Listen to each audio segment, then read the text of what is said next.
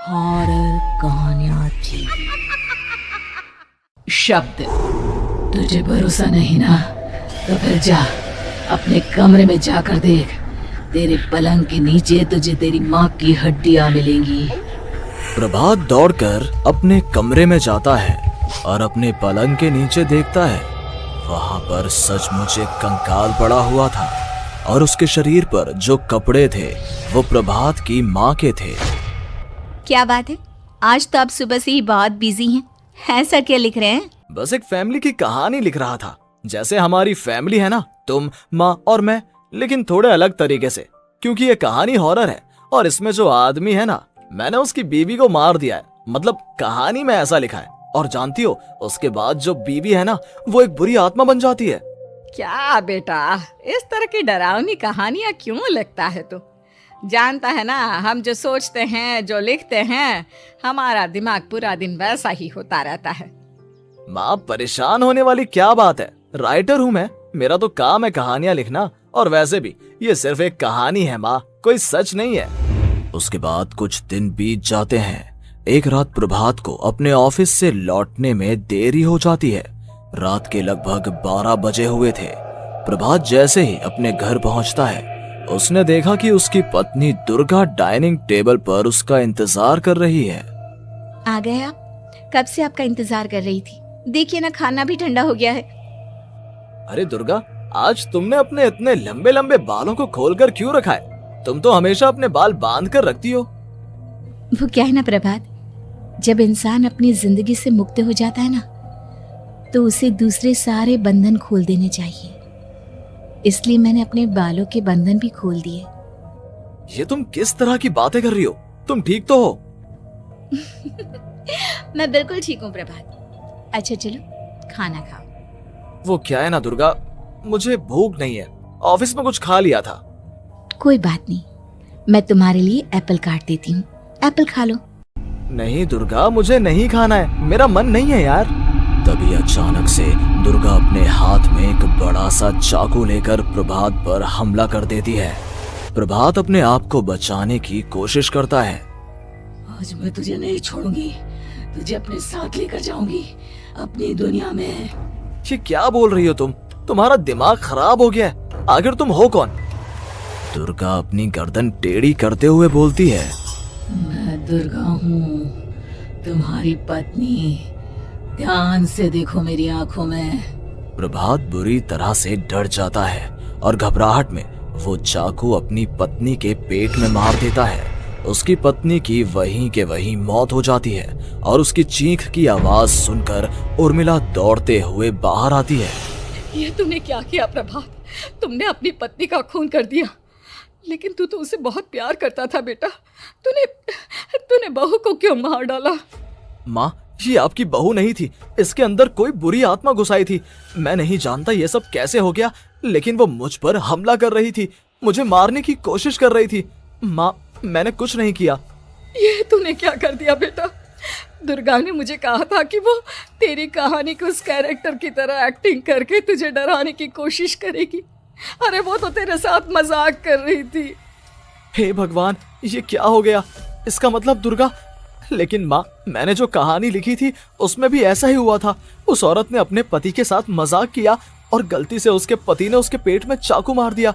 मेरी कहानी सच कैसे हो सकती है? माँ, मुझे बहुत डर लग रहा है। अब ये सोच, दुर्गा की लाश का क्या करें हम? अगर गलती से भी ये बात बाहर फैल गई ना, तो तुझे पूरी जिंदगी जेल की सलाखों के पीछे रहना पड़ेगा। एक काम करते हैं माँ, हम घर के पीछे वाले बगीचे में उसकी लाश को दबा देते हैं। अगर कोई पूछेगा तो कह देंगे कि उर्मिला अपने मायके गई और फिर एक दिन हम भी अचानक यहाँ से कहीं दूर चले जाएंगे। कोई नहीं आएगा हमें पूछने, कोई नहीं आएगा माँ, बाद में जो होगा हम देख लेंगे। प्रभात अपनी माँ उर्मिला की मदद से दुर्गा की लाश को अपने घर के बगीचे में गाड़ देता है। कुछ दिन तो ऐसे ही बीत जाते हैं, लेकिन एक दिन अचानक रसोई से आ रही कुछ आवाजें सुनकर प्रभात की नींद खुलती है। प्रभात ने देखा कि वहां पर एक लंबे बालों वाली औरत दूसरी तरफ चेहरा करके खड़ी हुई थी। कौन है? कौन है वहां पर? अरे कौन हो तुम? मैं दुर्गा हूँ प्रभात। क्या हुआ? मुझसे इस तरह के सवाल क्यों कर रहे हो तुम? तुम दुर्गा नहीं हो सकती। दुर्गा तो प्रभात, मैं तुम्हारी पत्नी हूँ, तुम मुझे कैसे भूल सकते हो? 4 दिन के लिए मायके क्या चली गई, तुम तो मुझे भूल ही गए। अब अगली बार ना मैं कहीं नहीं जाऊंगी। पता चला तुमने तो मुझे पहचानने से ही इनकार कर दिया। नहीं, तुम दुर्गा नहीं हो सकती। तुम दुर्गा हो ही नहीं सकती। मैं जानता हूँ ये सब क्या हो रहा है। मैंने अपनी कहानी में लिखा था कि उस आदमी की पत्नी की मौत के बाद एक बुरी आत्मा उसका रूप लेकर उसके घर में आ जाती है। तुम वही हो ना? और अचानक से खूबसूरत दुर्गा का चेहरा काला पड़ जाता है। उसकी आंखें लाल हो जाती हैं और पूरे शरीर पर बाल, लंबे नुकीले नाखून, उसके दोनों पैर उल्टे हो जाते हैं और बेहद डरावनी आवाज में वो चिल्लाकर कहती है, बुरी आत्मा, मेरा खून करके मुझे अपने ही घर में गाड़ कर तू मुझे बुरी आत्मा कह रहा है? मैं तुझे छोड़ूंगी नहीं। और अचानक से प्रभात के घर में बेहद डरावनी आवाजें गूंजने लगती हैं। घर में चारों तरफ बहुत सारी बुरी आत्माएं नजर आने लगती हैं। प्रभात घबरा कर अपनी माँ को आवाज देता है, माँ कहाँ है आप? जल्दी आइए माँ, देखिए ना ये सब क्या हो रहा है। प्रभात ने देखा कि अचानक से उसकी माँ कमरे से दौड़ कर आती है। क्या हुआ प्रभात? और ये लोग कौन है? इन सब की गर्दन टेढ़ी क्यों है? इनके बाल खुले हुए। प्रभात, ये सब लोग तो मुझे मरे हुए नजर आ रहे हैं। हाँ माँ, ये सब लोग मरे हुए ही हैं और ये ठीक वैसा ही हो रहा है जैसा मेरी कहानी में हुआ था। लेकिन मेरी कहानी के हिसाब से तो आप भी। अचानक से उर्मिला का रूप बदल जाता है। वो भी एक डरावने साए की तरह बन जाती है और बेहद डरावनी आवाज में चिल्ला चिल्ला कर कहती है, मर गई तेरी माँ। जानता है, कल रात जब तू सो रहा था ना, तो मैंने उसके शरीर का सारा खून पी लिया। अब बस हड्डियां बची है उसके शरीर में। नहीं, ऐसा नहीं हो सकता। ऐसा बिल्कुल नहीं हो सकता। मेरी माँ नहीं मर सकती। तुझे भरोसा नहीं ना? तो फिर जा, अपने कमरे में जाकर देख। तेरे पलंग के नीचे तुझे तेरी माँ की हड्डियां मिलेंगी। प्रभात दौड़कर अपने कमरे में जाता है और अपने पलंग के नीचे देखता है। वहां पर सचमुच एक कंकाल पड़ा हुआ था और उसके शरीर पर जो कपड़े थे वो प्रभात की माँ के थे। माँ, अब मुझे कुछ करना पड़ेगा। लेकिन मेरी कहानी में लिखा था कि माँ की मौत मेरे हाथों से होगी, पर माँ तो पहले ही मर चुकी है और वो बुरी आत्मा मुझे भी मार देगी। नहीं नहीं, इससे पहले कि वो मुझे कुछ करे, मुझे उसका काम खत्म करना होगा। प्रभात अपने हाथ में बड़ा सा चाकू लेकर उस बुरी आत्मा पर हमला कर देता है जिसने प्रभात की माँ का रूप लिया हुआ था, और अगले ही पल वो नीचे गिर जाती है और उसके शरीर से खून बहने लगता है। ऐसा नहीं हो सकता। एक बुरी आत्मा के शरीर में तो खून होता ही नहीं है। तो क्या सच में मैंने अपनी माँ को मार दिया? लेकिन अभी कुछ देर पहले तो फिर वो कंकाल किसका है? और ये कौन है? मैं पागल हो जाऊंगा। और अपनी माँ की लाश, इसका मैं क्या करूं? लोग पूछेंगे तो मैं क्या जवाब दूंगा? तभी वहां पर दुर्गा का रूप लेकर जो आत्मा थी उसने प्रभात से कहा, गाड़ दे अपनी माँ को ले जाकर उसी जगह जहाँ तूने मेरा खून करके मुझे गाड़ दिया था। जा, चला जा। घबराया हुआ प्रभात पागलों की तरह अपनी माँ की लाश को लेकर बगीचे में गाड़ देता है। प्रभात की हालत पागलों जैसी हो जाती है। वो अपने आप को अपने घर में बंद कर लेता है। कहानी के हिसाब से तो आगे ये हुआ था कि कहानी लिखने वाले ने उन बुरी आत्माओं से डरकर आत्महत्या कर ली थी। तो क्या मैं भी मर जाऊंगा? क्या मैं भी आत्महत्या कर लूंगा? एक काम करता हूँ, मैं अपनी कहानी का अंत बदल देता हूँ। हाँ, ये मैंने पहले क्यों नहीं सोचा। मैं लिख दूंगा कि कहानी को लिखने वाला आत्महत्या नहीं करता, बल्कि कहीं दूर जाकर नए सिरे से अपनी जिंदगी शुरू करता है। यही सोचकर प्रभात ने अपनी लिखी हुई कहानी को बाहर निकाला और उसे पढ़ना शुरू किया। ये देखकर वो हैरान रह गया कि कहानी का क्लाइमैक्स तो किसी ने पहले ही बदल दिया था। ये क्या?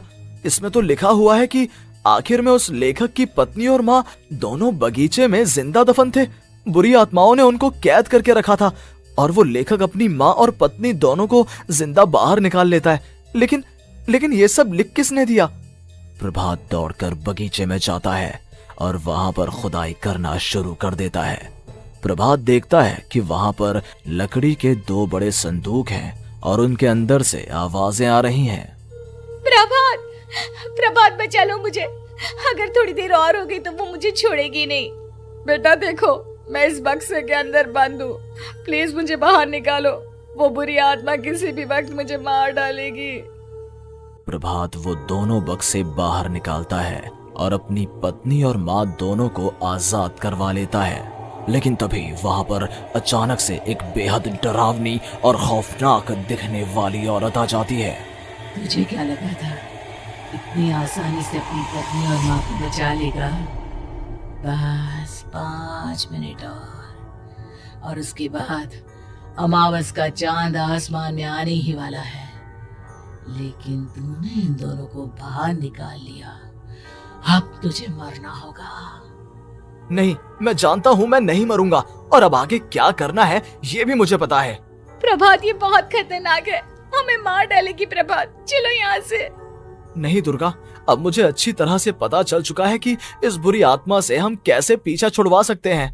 और इतना कहकर प्रभात अपने हाथ में पकड़ी हुई सिंदूर की थैली उस बुरी आत्मा के ऊपर उछाल देता है। कुछ ही देर में वो जमीन पर गिरकर राख में बदल जाती है।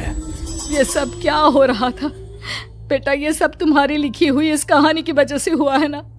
नहीं माँ, पहले मुझे भी ऐसा ही लगा, लेकिन बाद में पता चला कि बरसों पहले हमारे इस बगीचे की जमीन के अंदर किसी को जिंदा गाड़ दिया गया था और बस उसी औरत की आत्मा हमें परेशान कर रही थी। उसी ने मेरे शब्दों में जान डालकर उस कहानी को जिंदा कर दिया था। मुझे माफ कर दो प्रभात, मैंने आपकी कहानी के साथ छेड़छाड़ की थी और उसे बदल दिया था। माफी मांगने की जरूरत नहीं है दुर्गा, तुम्हारे उस बदलाव की वजह से ही आज हम सब जिंदा हैं, क्योंकि आखिर में कहानी में वो हुआ जो तुमने लिखा था।